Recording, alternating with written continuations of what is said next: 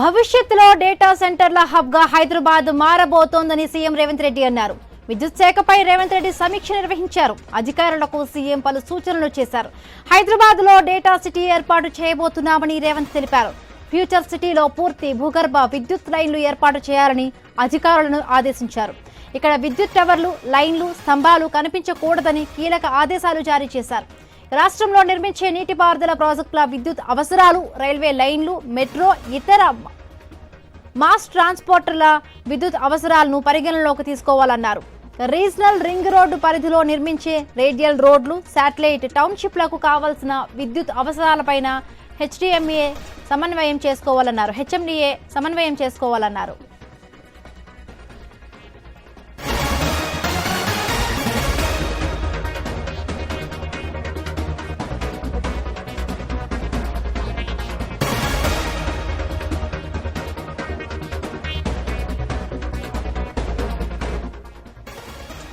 Greater Hyderabad పరిధిలో smart poles ను ప్రయోగాత్మకంగా ఏర్పాటు చేయాలని ఈ సందర్భంగా సీఎం ఆదేశించారు.